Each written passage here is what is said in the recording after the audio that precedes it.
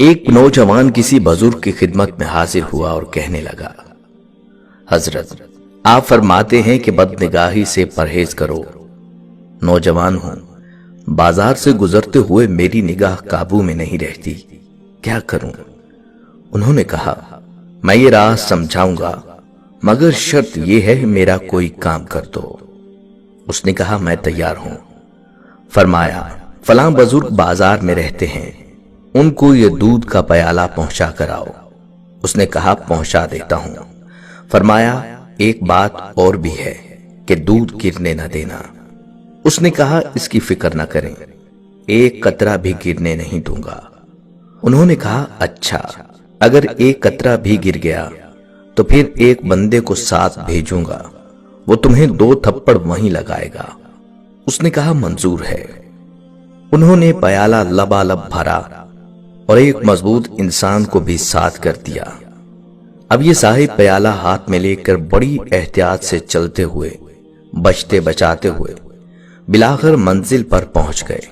خوشی خوشی واپس آئے کہ حضرت میں نے دودھ بزرگ تک پہنچا دیا، اب آپ مجھے نظر کی حفاظت کا طریقہ بتائیے۔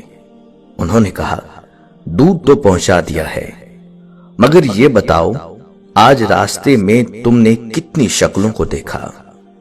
کہنے لگا، حضرت ادھر دھیان ہی نہیں تھا۔ کیوں دھیان نہیں تھا؟ عرض کیا، حضرت دل میں خوف تھا کہ پیالہ جھک گیا تو ساتھ چلنے والا بھرے بازار میں جوتے لگائے گا، میری رسوائی ہوگی۔ فرمانے لگے، اللہ والوں کا بھی یہی حال ہوتا ہے، وہ سمجھتے ہیں اگر گناہ کے ذریعے یہ دل کا پیالہ چھلک گیا تو قیامت کے دن سرعام رسوائی ہوگی، اس لیے ان کی نگاہ نہیں اٹھتی۔ ایک قافلہ سفر کے دوران ایک اندھیری سرنگ سے گزر رہا تھا کہ ان کے پیروں میں کنکریاں چبھیں۔ کچھ لوگوں نے اس خیال سے کہ یہ کسی اور کو نہ چبھیں، نیکی کی خاطر اٹھا کر جیب میں رکھ لیں۔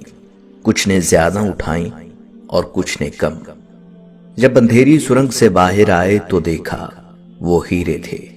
جنہوں نے کم اٹھائیں وہ پچھتائے کہ زیادہ کیوں نہ اٹھائیں، جنہوں نے نہیں اٹھائیں وہ اور بھی پچھتائے۔ دنیا میں زندگی کی مثال اس اندھیری سرنگ جیسی ہے اور نیکیاں یہاں کنکریوں کی مانند ہے۔